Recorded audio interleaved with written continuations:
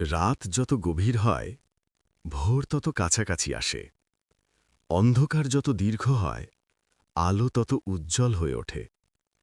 তুমি হারাওনি, তুমি শিখছ। তুমি শেষ হয়ে যাওনি, তুমি বদলে যাচ্ছ।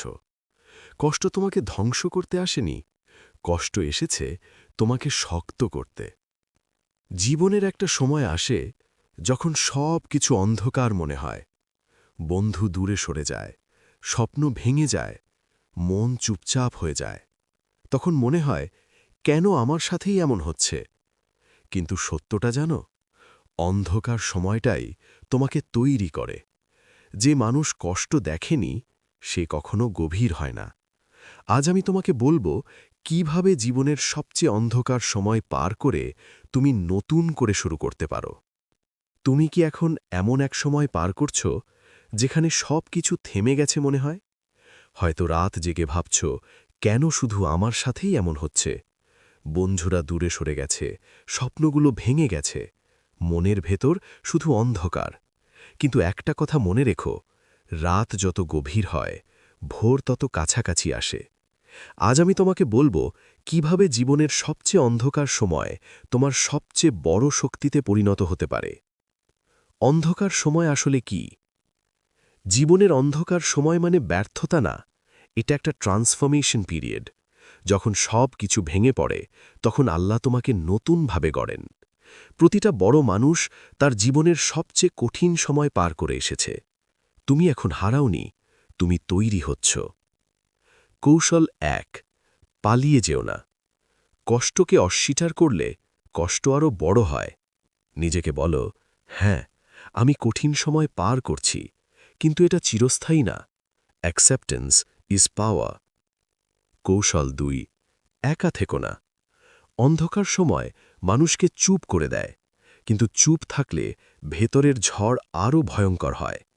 বিশ্বাসযোগ্য একজন মানুষ খুঁজে নাও, বন্ধু, পরিবার অথবা আল্লাহর কাছে সিজদায় কেঁদে নাও।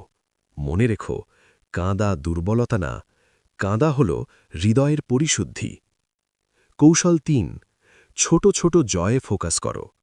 পুরো জীবন ঠিক করতে যেও না, আজকের দিনটা ঠিক করো। আজ একটা ভালো কাজ করো, আজ একটা নতুন অভ্যাস শুরু করো, আজ ১০ মিনিট নিজের জন্য দাও। ছোট জয়গুলোই বড় আত্মবিশ্বাস তৈরি করে। কৌশল ৪, নিজের চিন্তা বদলাও। একই ঘটনা দুই মানুষকে দুইভাবে বদলায়। একজন ভাবে আমি শেষ, আর একজন ভাবে আমি শিখছি। তুমি কোনটা হবে? নিজেকে প্রশ্ন করো, এই কষ্ট আমাকে কি শিক্ষাচ্ছে। কৌশল ৫, নিজের শরীর ও রুটিন ঠিক করো। অন্ধকার সময় সবচেয়ে বেশি আক্রমণ করে তোমার ঘুম, খাওয়া আর এনার্জিকে। তাই নিয়ম বানাও, সময় মতো ঘুমাও, হালকা ব্যায়াম করো, ফোন কম ব্যবহার করো। শরীর শক্ত হলে মনও ধীরে ধীরে শক্ত হয়। কৌশল ৬, দোয়া ও আত্মসমর্পণ। কিছু যুদ্ধ তুমি একা জিততে পারবে না। সিজদায় গিয়ে বলো, হে আল্লাহ, আমি দুর্বল, আপনি শক্তি দিন। যখন মানুষ সব দরজা বন্ধ দেখে তখন আল্লাহ নতুন দরজা খুলে দেন। তুমি বিশ্বাস হারিও না। কৌশল ৭, নিজের ভবিষ্যৎ কল্পনা করো।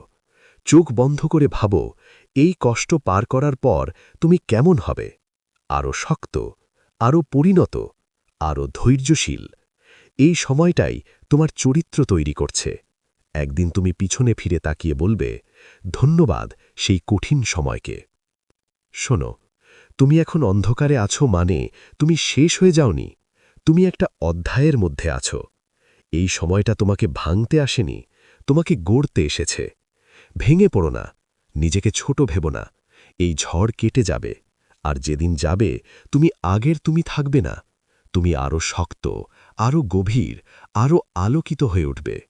মনে রেখো, রাত যত গভীর হয় ভোর তত কাছাকাছি আসে।